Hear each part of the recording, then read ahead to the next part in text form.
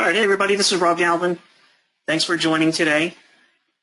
This is the weekly webinar series for RhoMobile Suite, and thanks for participating.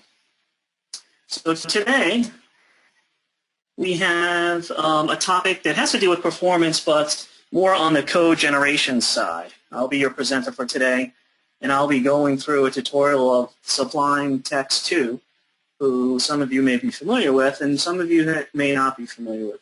It's a useful tool in your development life cycle.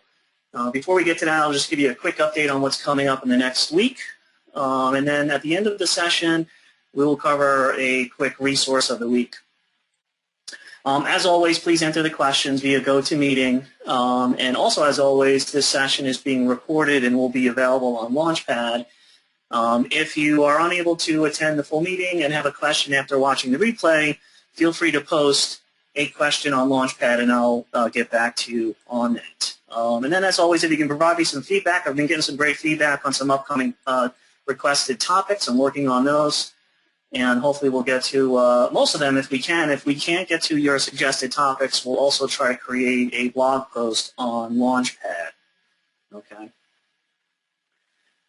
All right, so coming up next week, November 14th, Wednesday, at the same time, we'll be kind of doing a refresh webinar that we did a while back on how to build RhoMobile applications for iOS in particular.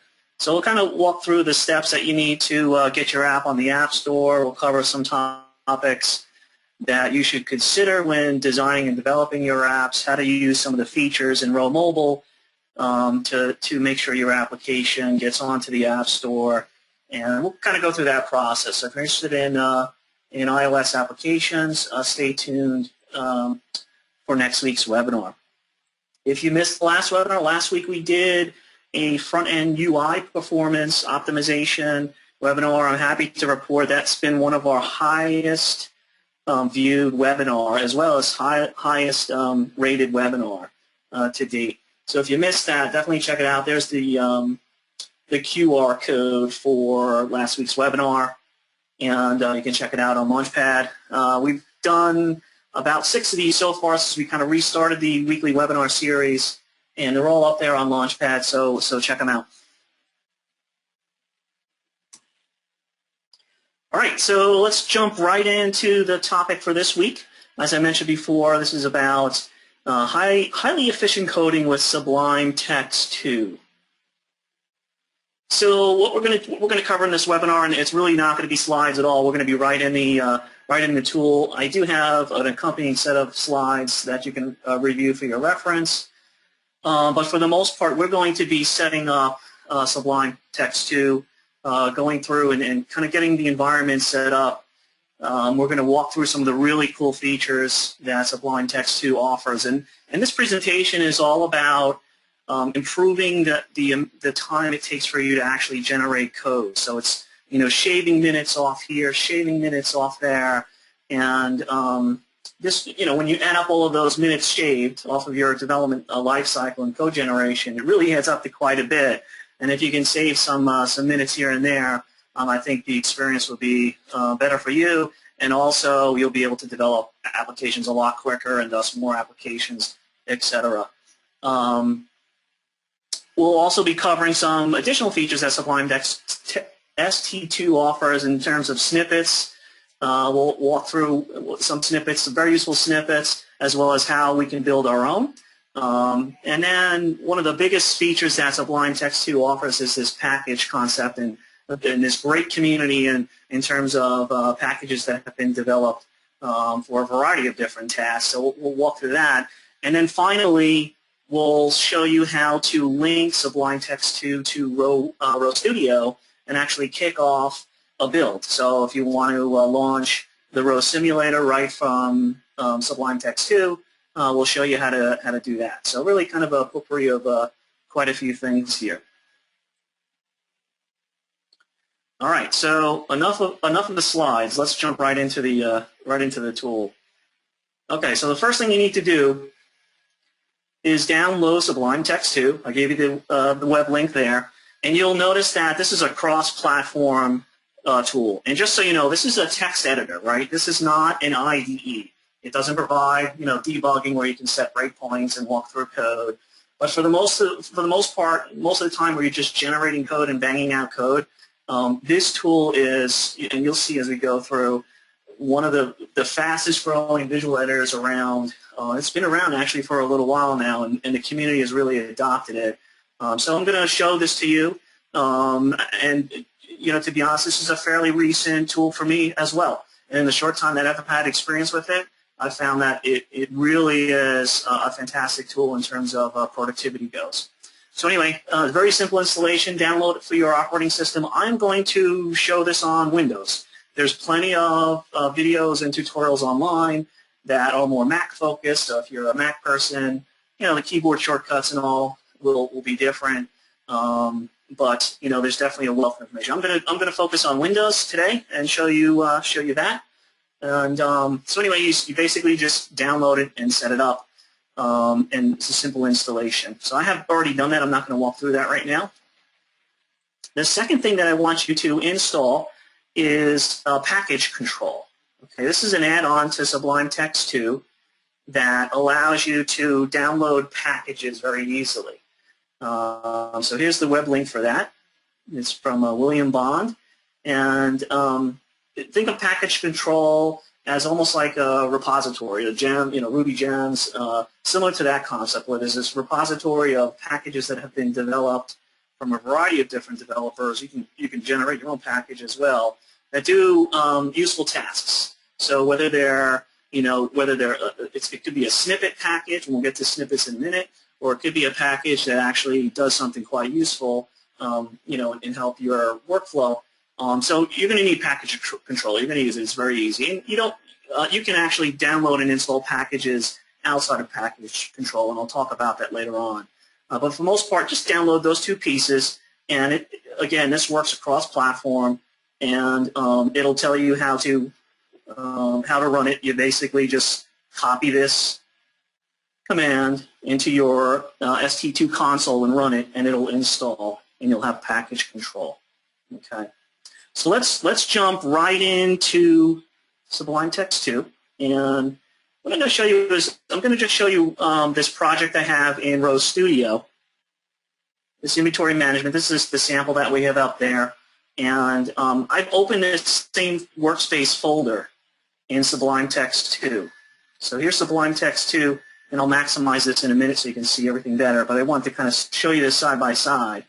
And you can see that you can open up individual files if you want to just edit files. But just to give you that same type of look that's in RhoStudio, I've actually opened up one of my projects. If I opened up the workspace above, I would see the other projects as well. But for the most part, I'm just going to be working with this inventory management application. Okay, and just to give you a kind of a quick overview of the interface for Sublime Text 2, this should be very intuitive. You have a sidebar on the left-hand side. And actually, let me open up a file. Let's see, I don't know, a JavaScript file. So you have your sidebar on the left-hand side. You have the actual file that you're viewing. And let me double-click it, and I'll explain in a minute. And you have it's a mini-map on the right-hand side, which is really cool, because you can see how long this file is, right? And if I want to jump, I know something is at the end.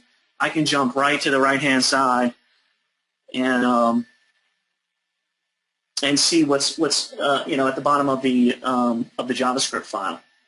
So anyway, it's just kind of a nice way to kind of navigate your code here.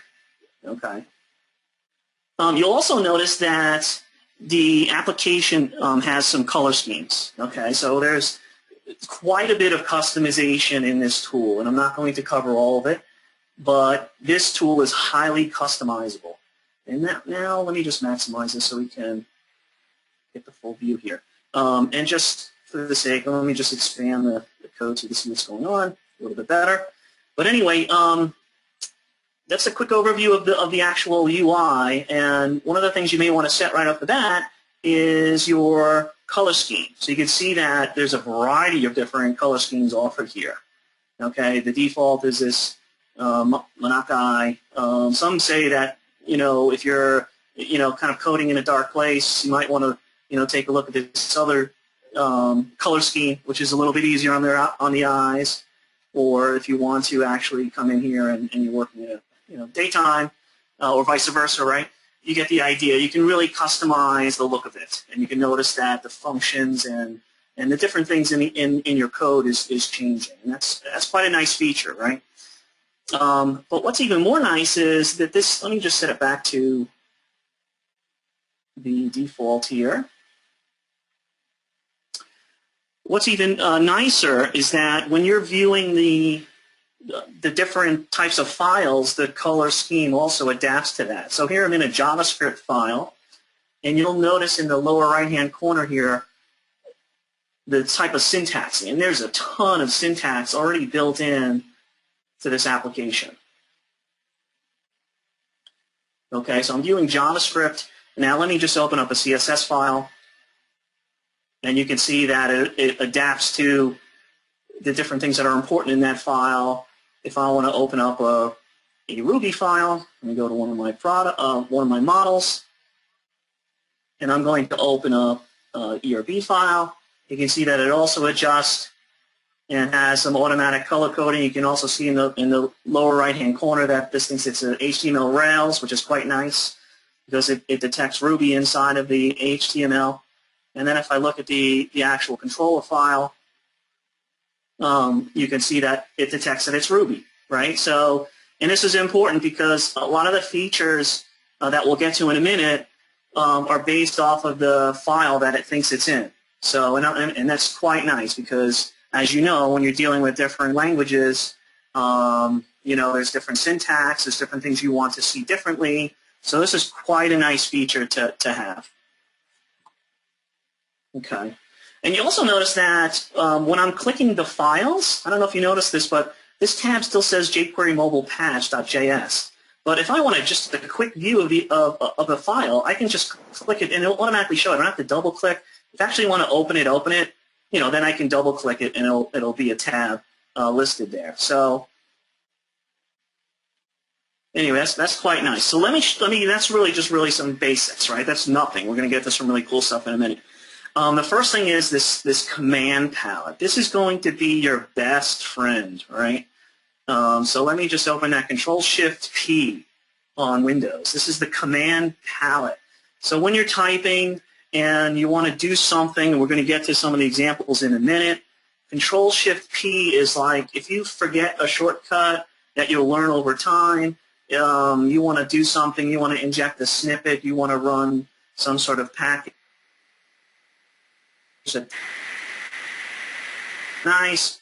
Control-Shift-P will get to the commands that are not only in the menu here, but also that's available and that you have available to you.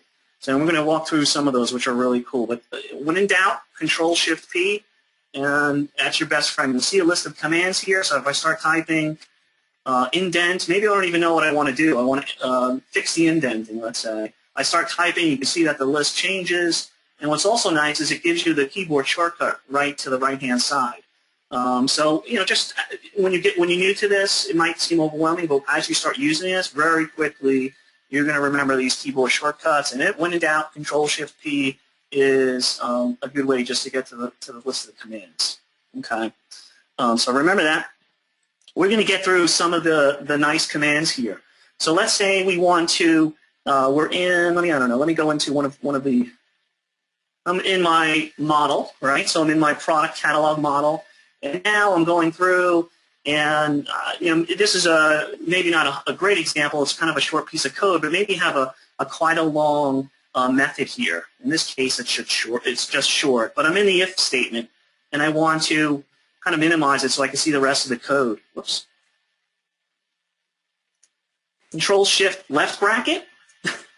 Actually, collapses this code. They call it code folder, and if I do it again, it actually, does the upper, section above, right?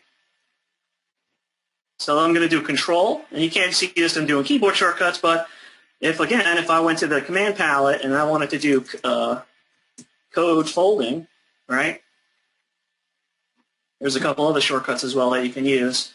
But just a really quick way to kind of collapse some of the code. Again, that's Control-Shift left bracket, And if I do it again, if I do the right bracket, it'll expand it, right? So if I do the left bracket, it'll just collapse everything up above in that upper structure. So that's quite handy, very useful. Here's a really cool thing, and getting back to the syntax, right, and detecting the type of syntax that is involved. Let's say I'm in this Ruby file, and I want to comment this line out, and I forget how to, what's the commenting syntax for Ruby, right? I'm new to Ruby. Well, Control / will comment, and we'll toggle comment. Okay, so Control / again. If I want to just look at the command, toggle comment, right? So now let me go into JavaScript, and let me escape out of the command palette. Let's say I want to comment this one again. Control /. Notice it did the backslashes for the JavaScript, which of course is different than commenting Ruby. So really cool. You just have to remember Control / if you want to comment anything. Let's go into ERB file. Same thing. Control comment. Notice, Control / and notice that it did the HTML version of commenting. So these little things are like super useful, right? And will save you a ton of time. And then if for some reason you're in a different type of file, whatever, then, maybe even the CSS file. So if we open up CSS file, and I want to comment out, again, Control / and it comments out the CSS way. So that's like, just remember Control / if you want to comment your code. Really super cool. Okay, so here's one of the things that drives me super crazy when I'm coding in Eclipse, and you'll notice, and those of you who've experienced this, that, you'll see things like, the indenting gets crazy, and you're quickly lost, right? And you don't know, where the heck the end of the if statement ends and all that good stuff, right? So a really simple way of indenting, and let me just go to the command palette again, is to fix the indenting, right? So Control-Shift-P, get to the command palette. I'm typing an indent. I want to fix indenting, so I just start typing indent, and you'll see listed there, re-indent lines, right? Boom.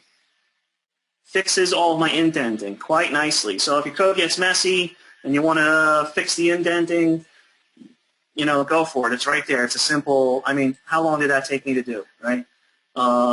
Very easy, very easy. And you can adjust the indenting preferences. So maybe you want 4 spaces, 2 spaces, tab, whatever your preference is. All of this can be configured inside of user preferences. So like everything, the color coding, the keyboard shortcuts, some of these preferences are in here where you can actually customize that.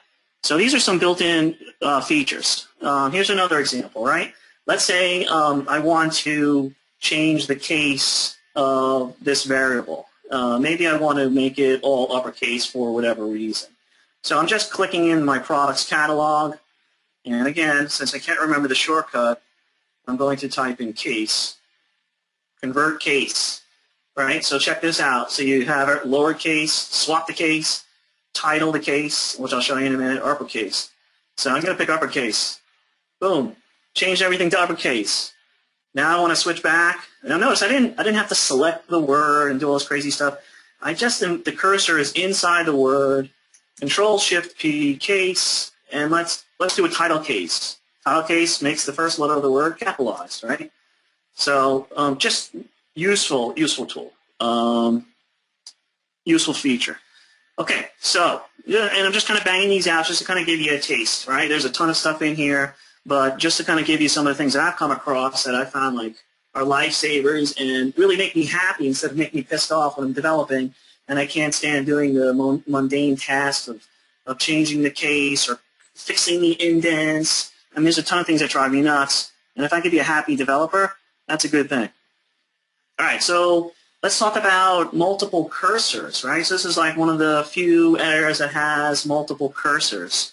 So let's say I did, want to change product catalog to something else, right? Maybe I want to just call it products. right? So what would you normally do? You might do a find, replace, and find, replace, and type this, and then find all, replace all. It's like 5 clicks, right? So what if you just, you can kind of do it all in one motion, right? So Alt F3 automatically selects. Let me just do that slow motion again, people. So I'm in the cursor's in there. I didn't have to select this at all. The cursor's in here. Alt F3. Product. Wow, look at that. It changed everything. Like you can see the multiple cursors, and it just changes everything while you're typing. That was basically 2 clicks instead of about. You may not think it's a lot, but if you're doing this all the time, this really saves quite a bit. And then if I Control Z it, I'm back to where it was in all the instances, right? So as you notice, you can see that it actually changed everything where it recognized it. Maybe I just want to do this class variable, and in that case, I would have to highlight it, right? And you can see where it highlights it. You can see along here that it highlights those. So just, sometimes just sitting the cursor in there, it will try to automatically figure out, and it'll ignore some of this, like $, ampersand. So in some cases, you may want to actually highlight it. But maybe what I want to do is I want to be selective. So I don't know. Maybe maybe I just want to, for some reason, just change this section of product catalog and not select all of them. So I can do a Control D. And just kind of go through, and every time I hit Control D, you can see that it highlights, and there's a blinking cursor, and I don't know if that's coming out on the webinar, but again, once you see those blinking cursors, you now can start, typing in away, and it'll adjust, it'll update everywhere where the cursor is, right? So let me just Control Z that and get it back. So now let's say I'm in, and I'm just going to do some things here. Another thing with multiple cursors is you can do like column selection, right? So let's say I have a variable, name, address, city, whatever. And then I'm like, oh, shoot, I forgot to put a semicolon at the end. I would have to go like this, and go like this, and go like this. That's a pain in the neck, right? So why don't I just go to the end of this line, and if I had a nice cursor at the end of those, or actually, you know what? Instead of a semicolon, I want to add a prefix to this variable. So I want to call it customer name, customer address, whatever. I would have to go in and start typing each time, or do Control Shift, copy and all that stuff. So instead, I can just do Control Alt down. Look at that, and we have multiple cursors. And you can do this with the mouse too, but stay away from the mouse. Learn your keyboard shortcuts, and you'll be a happy developer. So now I start typing, and boom! Isn't that beautiful? So again, little tips and tricks that will hopefully make your life easier. Okay, so let me just Control Z that and get it back to where it was. All right, so there's some useful built-in features. Okay, and just by the way, if you want to change the keyboard shortcuts, again, you can always do Control Shift P and start typing whatever. Maybe you forgot the case, maybe you forgot the indent, whatever. Maybe you forgot the comment, toggle comment. Just start typing. That's, like I said, your best friend. Control Shift P is your best friend in the command palette. But let's say you do want a shortcut for something, and you want to customize it. What you can do is you come in here in Preferences, and it's called Key Bindings. So you'll see Default and User. Default will show you everything, and User is your user overrides. So when you go into the default, you can see, and if you look at the mini-map here, there's like a ton of them, right? Left, delete, undo, Control Z. Maybe you don't like Control Z. Maybe you like Control U for undo. You don't want to update it in this file because this is the default. This will get overwritten every time Sublime Text 2 is open. You effectively just want to copy, and you can see this is simple JSON format, right? So if you're familiar with JSON, you're very familiar with how this works. And then I'm just going to copy this, and I'm going to go into my preferences, key bindings, user. Okay, and you can see it's empty right now. I don't have anything special. And then I can paste my my shortcut that I want to alter, my keyboard shortcut, and now I want it U, right? And I'm going to save that. And now if I start typing, Control U, you can't see my fingers, but I hit Control U is now what did it. So that's kind of how you would override if you want to develop a very small set of keyboard shortcuts. Very customizable, very customizable, very customizable. I don't know if you heard that, but it says customizable. So definitely useful. All right, so let me get that back because I do like Control Z. That's like in my brain forever. So let's just delete this, save it, and move on. Okay, so now here's another one of those things that drives me nuts, and I'm like, man, this shouldn't take me that long, right? So now this is a very simple application, right? There's like 2 screens, 2 models. It's hardly anything, right? But you can see that depending, like maybe I was looking at the CSS, or God forbid, maybe I was even checking out the images. And now I'm like, where the heck am I, right? I'm like, I have this big hairy tree on the left-hand side, and I just want to like, okay, I got to fix the inventory show page, right? Here's your second best friend. So I said Control-Shift-P is your first best friend. Control-P, which is not too hard to remember also, once you got the Shift-P, is your second best friend, right? So notice it's another pop-up that comes up. It's not the command palette. It's basically like go to anything, right? So now you can see I was in the preferences page just then and there, and I want to start working on, inventory show. Boom! I just start typing inventory show, and look at that. Wouldn't you know it? It's right at the top of the search there, and I hit enter, and you can see actually, dude, it changed the file right then when I was typing. Right? Let's do that again, slow motion. So now I'm in product catalog, right? I'm like, oh damn, I got to fix the inventory, inventory page. Control P, right? And just start typing inventory. Notice like this changed in the background already, and you can see it's kind of narrowing down the search results here. I don't even have to type inventory. INV show, right? Fuzzy searching. It's picking up all these things. You can see what it picks up by the boldness.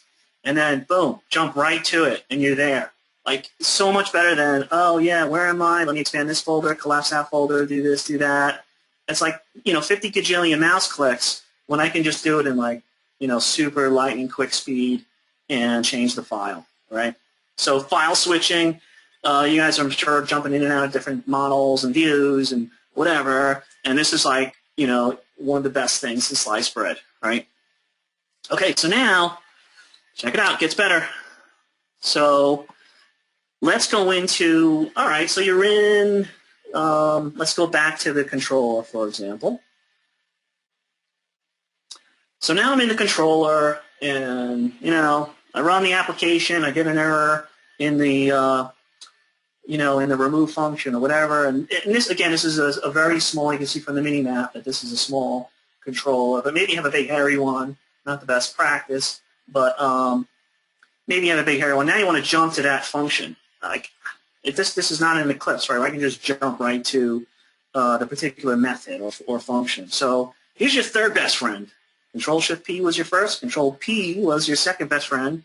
Control-R is your third best friend. So notice, check this out.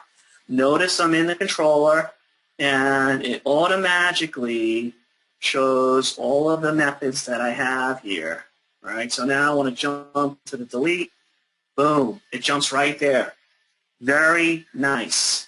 So, all right. So you think that's good. Well, let's look at, here's a big hairy file, CSS file. Holy moly, right? There's a lot of stuff going on here.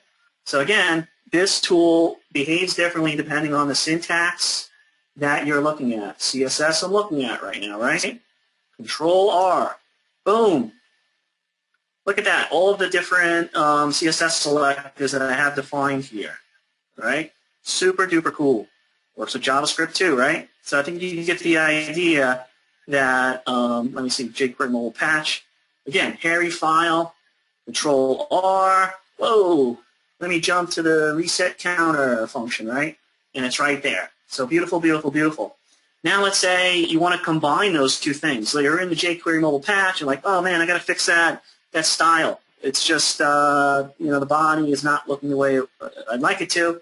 So I'm going to do a Control P, right? And I'm going to type CSS, and then I'm going to hit the ampersand. Once you hit the ampersand, not the ampersand, the @ symbol, once you hit the @ symbol, it then changes to that, let me find the method / function / section of that particular file. So in one kind of swoop, looking at the Android, maybe this was the jQuery mobile patch, and, I type the @ symbol, and it automatically, UI select, and it jumps me right there. So very useful, quick ways to jump around your code, get to where you want to get without monkeying around with the mouse, the sidebar, and then sooner or later you can actually just hide this sidebar, and you won't even need it, right? So hide the sidebar. Again, there's some shortcuts. I'm using the mouse just to show you. Control K, Control B. All right, so there's a sidebar. You'll get rid of this sooner or later. So let me put it back so you can see what's going on. But again, just really nice, easy ways to jump around your code and make you more productive. All right, so let's jump to the next concept, which is called snippets. Right? Snippets are super cool ways for you to inject code, a snippet of code, into your code, so that it's already kind of pre-structured and ready for you to start coding. So let me just open up a new file so you can kind of see cleanly what this is, and let me just set this to HTML just to give you an idea. Actually, so let's just do HTML. So again, snippets. I'm going to just again call my best friend up, Control-Shift-P, and I'm going to test you at the end to see if you know who your first, second, and third best friends are. So pay attention. So anyways, Control-Shift-P, Command Palette, snip. I start typing snippet, and there's like all my snippets. You can see there's quite a bit that's built out of the box, right? So I'm looking for, hey, HTML snippet. Poof, there's your snippet, right? It's there. You can see the cursor is blinking at a certain section, right? Let's jump into a real one that I would use in my Ruby controller. Let me jump back to the product catalog, and now. Again, this is based off of the syntax. You'll see different snippets pop up, right? So maybe you want to do a because catch an exception statement. I don't remember what it was, right? Control-Shift-P, snippet, right? Well, better yet, if else then. I can never remember how to do if statements across the different languages: JavaScript, Ruby, etc. Right? So there it is, if else end. I'm just going to hit enter, and you notice that it's highlighting this condition, right? So once I start typing, right, it's a nice little template, var1, whatever, equals 1. I hit tab, and boom, it goes to the next section of code that I need to start typing, right? Tab, it goes to the next section. Beautiful, right? Like super quick way to jump around and inject things, right? So very nice. So now if I was in that JavaScript file, hey, let me just do .js and jump to a JavaScript file. Whoops, I hit the wrong one. Control P, I meant to hit. Right? This is an if statement in JavaScript. So I'm just going to start typing if. Hey, notice I didn't mention before. Look, it actually prompts me for snippets that are there, right? So this is like almost like IntelliSense, but on steroids, right? So start typing if, and there's my selections. And notice it's a different snippet because I'm in JavaScript. So you'll get used to these. And even if I just, as I will remember, IFE is an automatic if then else, right? So very, very useful. So now let's build our own snippet, right? So that's like some pre-built-in ones, and I'm going to show you with package control how to download snippets that other people have put together, which is always the best thing when somebody else does work for you. That's like, one of the best things too in terms of productivity, as long as the work's done right. So anyway, let's go to the next section and actually write our own custom snippet. Okay, so very easy, very, very, very easy. We're going to go to Tools, and we're going to go to New Snippet. And it gives you the structure already. It's this XML thing that will show you what you want to put in here, and it's in between the C data tags. It's this snippet is going to be inserted. So a couple things I want to show you, right? So you'll see this nomenclature here for the sections, right? So these are your tab stops, right? When I say $1, if that's your first, where it's going to start off. When I hit tab, it's going to go to the next section where the $2, and so on and so on and so on and so on, right? And then you can put in some like hintful code, text, not code, hintful text in here that, to kind of prompt the user to put in the right thing, right? So that's like basic, super easy. You can come in here, you have some common code that you're using over and over and over and over again. Dude, write a snippet for it, and it'll be lightning quick, especially if the snippet's quite large or not supposed to be really large. It's supposed to be a snippet. But anyway, you get the idea, right? Here's some things that are commented out by default, but I urge you to uncomment these. And remember that shortcut? Control /, boom, comment, uncommented, uncommented. Anyway, I digress a little bit. Anyway, so tab trigger. This is what will prompt in that box, and I'll show you in a second. As they start typing hello, this will appear, right? And then you can also kind of control what type of file, maybe this is a Ruby-only thing, and that's, that's useful if you know for sure that the snippet is only used in that particular syntax or type of file. Might as well just limit it to that so you don't get confused and use it accidentally and cause errors, right? So let's actually write one of these puppies. Actually, I already wrote one, and I'll show you those in a second. So actually, I wrote one, and I'll just, instead of typing so you can watch me type, I'll just show you, right? So I wrote a couple of, Rho mobile snippets, really just two basic ones. So my first one is Rho log, so I start typing, I'm sorry, maybe I forgot to do this. Let's see.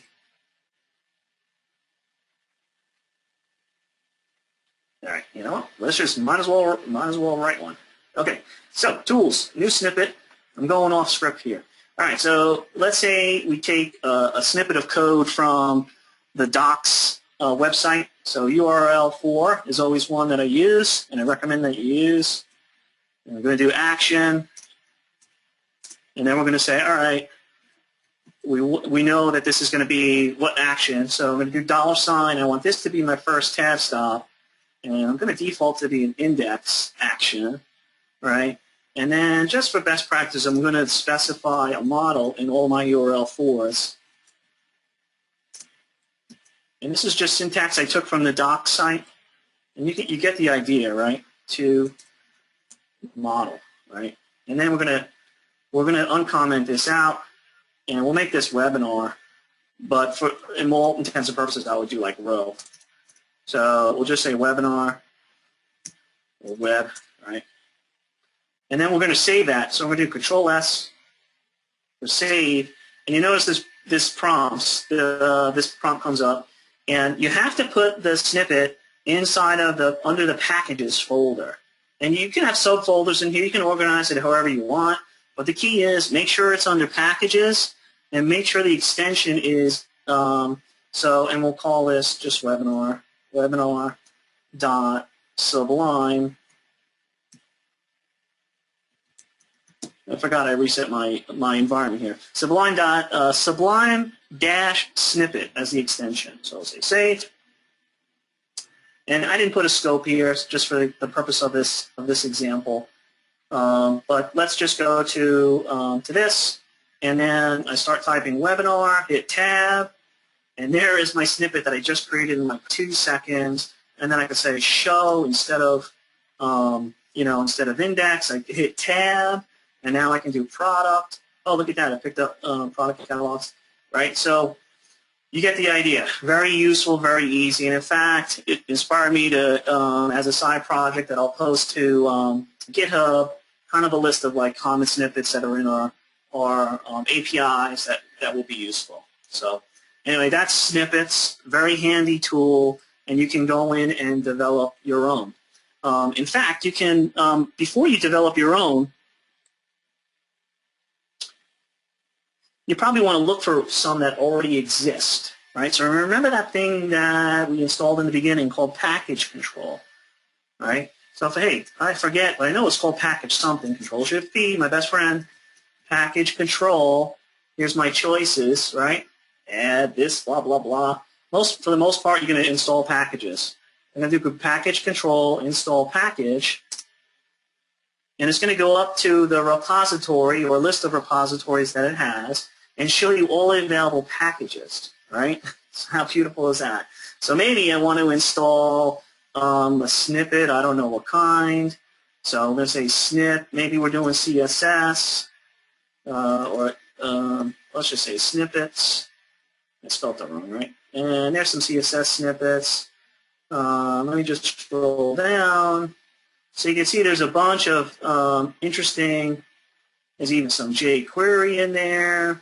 So that Twitter Bootstrap, right? jQuery Mobile, right? So, you know, you kind of get the idea. So we're starting to get into installing packages, but before you create snippets, I would look for something that is in there. So let me just take jQuery Mobile, for example. I'm going to click on that. It happened so fast, you didn't even notice. In the lower left-hand corner, it downloaded the package and installed it. And it's like, you know, it's instantly available. So, you know, well, how do I know? How do I know how to use it, right? I just downloaded this package from package control. Well, Control-Shift-P, my best friend, package control, list packages. Hey, there's that jQuery mobile snippet I just downloaded. Let me take a look.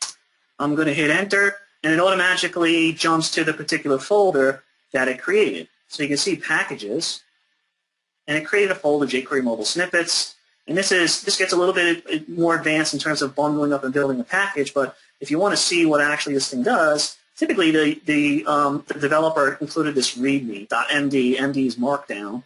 So just drag this over here, and it would kind of tell you, you know, hey, where's the clone and all that stuff. And you actually wanted to look at one of them. Maybe here's a list view. Looks like this guy organized it quite nicely. List view. And then we're just going to take a look at the list view one, and you can see that it's just in .html. And here's his little snippet with the tab stops, and it's JQM list view, right? So if I go in here, let's just test this out. New file, and I'm going to save this as text.html.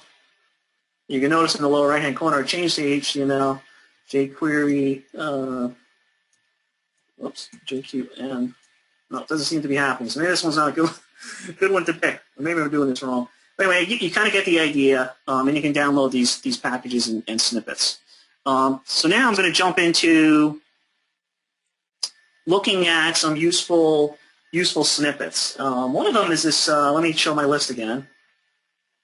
List. So again, I forget it, right? So I'm just going to type list, and it's going to automatically bring me. Here's my snippet. It's not snippets. Here's my packages that I've installed.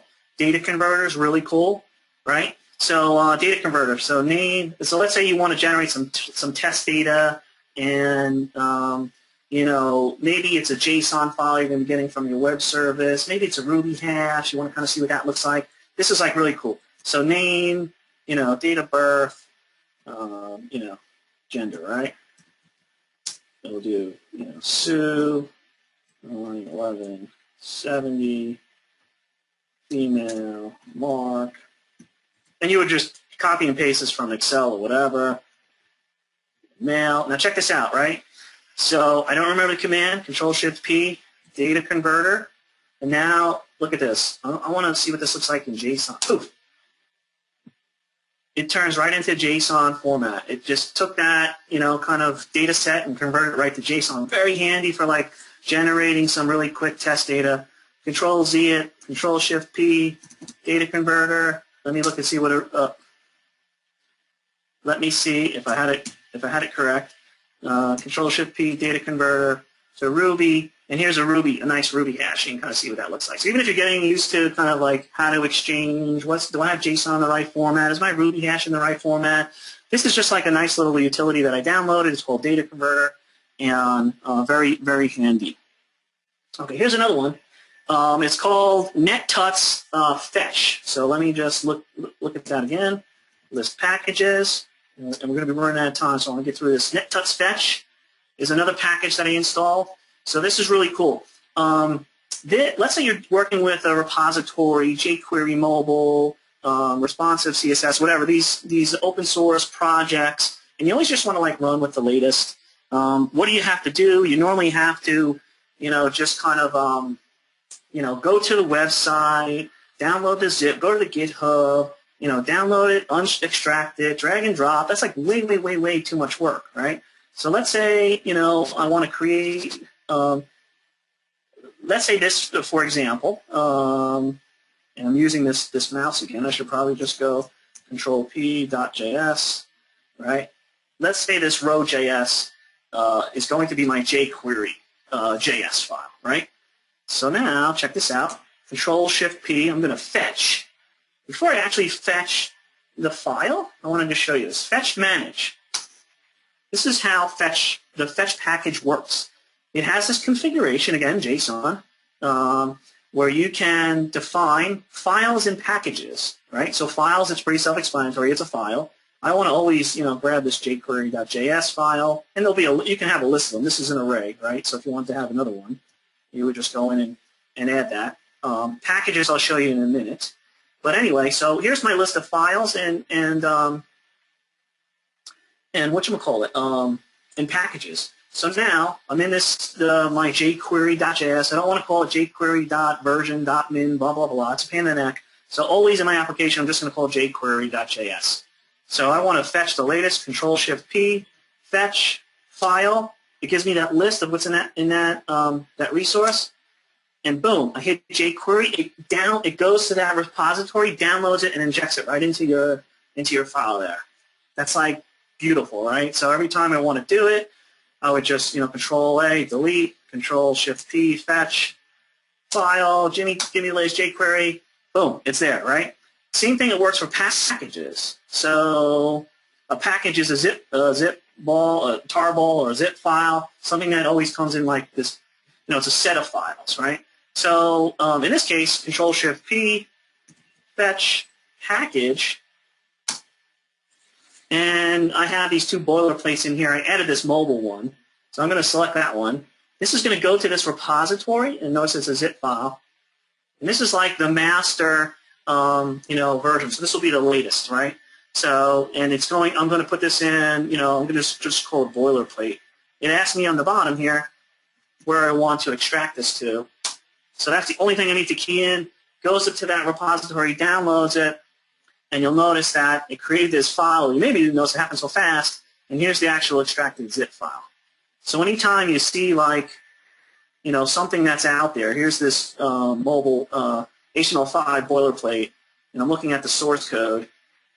Usually it's on Git, and you want the master branch. It's usually this zip file, and you notice the URL is this. It's looking at this archive master.zip. So I put that into my package, my fetch manage, my packages, and there it is right there. Okay, so just another nice way to quickly import things. All right, I got to speed things up here because I'm going to run out of time. All right, actually, we're doing pretty good. So I'm going to get to the build system setup. So now you say, okay, cool, Rob, I'm salivating here. This is really great. This is going to really speed up my development. I can't wait to use it. How the heck do I use this with RhoStudio and my applications and all that stuff, right?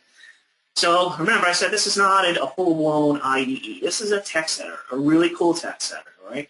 So when you just generate code, perfect, right? But now you need to kick off a build, look and see what it looks like in the simulator. You don't want to bounce back and forth between, RhoStudio. Well, most of our tasks, our build tasks, are in a command line, right? If you just go to your project folder and let me just do that. So if you go to your project folder, webinar workspace, and just type rake-t, probably most of you on this call probably know this already, but it'll list everything that is available to you in command line, right? And it's just a rake command. It's just rake. And then in this case, like if I wanted to run Android on the RhoSimulator, it would be rake space run :Android RhoSimulator, right? So Sublime Text 2 has this really nice feature called build systems. It includes some sample ones. None that will probably relate to your Rho application. So we want to develop a custom one. So we want to say new build system. Okay, and again, this is JSON format, right? It's a simple structure here. The command will be rake, right? And let's just do that simple rake command -t, right? And then in this case on Windows, for some reason on Mac I didn't have to do this, but on Windows I had to type shell. And maybe you have to do it all the time, I don't know, but shell is true, right? So it runs it from the shell. Okay, so that's it. You just kind of put the command in there. So I'm going to save this. And again, everything has to go into packages for it to be recognized. Normally it's an extension. You can just see here, and we'll just say webinar, just for all intents and purposes. It has to end in Sublime-build. So we're going to save that. And now I'm just going to jump to my build.yaml just because I like to kick the build off from there. And now my build system has an entry for the thing I just added. The name of the file is what's listed here. So, you probably want to, do things like rho-something. And, if I click that, it's not going to launch it, but it'll basically just let you then do tools build. And you'll see that it opens this console, and poof, it does exactly what happened in the command and would have, happened in RhoStudio as well. So I put together one for doing rake iPhone simulator, RhoSimulator. So let me just change my build system to iPhone and actually do that one.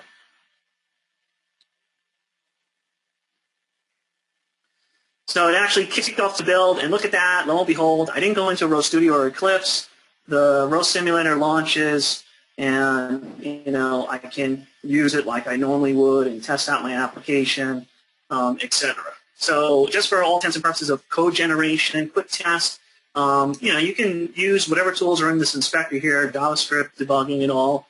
This won't let you set breakpoints in your Ruby code and step through that. You're going to need, RhoStudio for that. But for the most part, for a lot of the front-end work and all the, testing out the views, this is quite nice and quite easy, and it actually happened quite quickly. So if you want to take a look at, and again, I'm going to put these out there up on GitHub. At any point in time you want to take a look at anything, a package you install, snippet, you can always do browse packages. And in this case, I put it in the user folder. And here's that one we just kicked off, Rho iPhone Simulator. We'll just toss them here so we can take a look at it. And there it is, rake, run, iPhone RhoSimulator. It's that easy, right? So you can kick off builds and do it that way.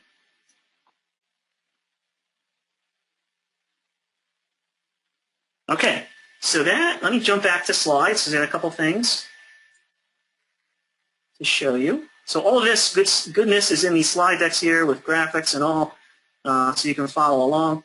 But let me jump right to there because we're running out of time. Slideshow, whoops. All right, so just kind of summarizing, and then we'll get to the resource of the week and a last-minute poll. Sublime Text 2, again, it's not an IDE. You can only do so much in it. You can't do debug, breakpoints and kind of walk through in terms of your Ruby code. But it is a super powerful text editor. that has a huge community around it, developing plugins, developing snippets. It already has a lot of built-in commands to make your life easier, to shave off those extra minutes of going to the file, adding comments, quick fixing your indenting, like all those little things that drive you nuts. This thing can probably fix and will actually turn that frown upside down and make you a happy developer. So anyway, it's super customizable. I didn't even get into that, but you can customize everything up the wazoo with it. Very nice, and if you like customizing things and personalizing it, you can do it. And then, of course, if you add those build system simple files, you can actually kick off and launch some fundamental things that you would normally do in RhoStudio. Okay? All right, so that kind of ends the main presentation. Really quick resource of the week, and just because there was so much to cover in Sublime 2, I just want to point out just a helpful website that has two websites, and there's a ton of them. You can just Google around Sublime Text 2. But this one is and these are kind of sister websites, Tuts and NetTouch. You probably know of them. Tuts Premium is kind of a paid kind of training thing. But they have a free course, and it's on Sublime Text Tool. It's like 2.5 hours, 3 hours long. It has a lot of stuff I covered in here, plus some other things. And then some other useful plugins I didn't even get to demo are also in this other website as well. So there's some more plugins listed there, and you'll find a ton of them up there. And one thing I didn't talk about was some plugins and packages are not in package control.